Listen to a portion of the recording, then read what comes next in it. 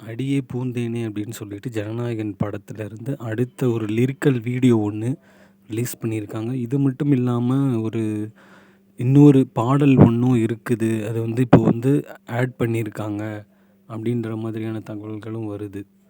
So அது அஃபிஷியலாவே வந்து இப்போ திரும்பி சென்சார் பண்ணும்போது அந்த பாட்ட ஆட் பண்ணாங்க அப்படின்ற மாதிரி.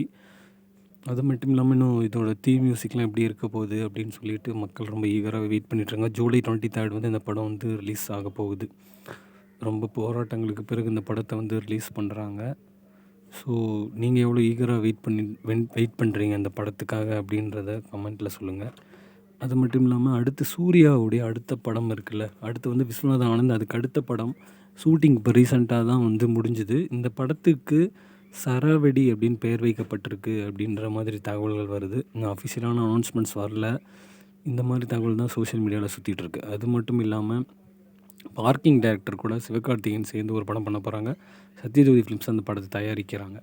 டிசி படத்துலேருந்து "பம்பா டிகா டிகா" அப்படின்ற ஒரு சாங் ரிலீஸ் ஆயிருக்கு. மாரி படம் ரிலீஸ் ஆகி 11 இயர்ஸ செலிப்ரேட் பண்ணுற மாரி ஒரு ஃபோட்டோ ஒண்ணு ஷேர் பண்ணியிருக்காங்க.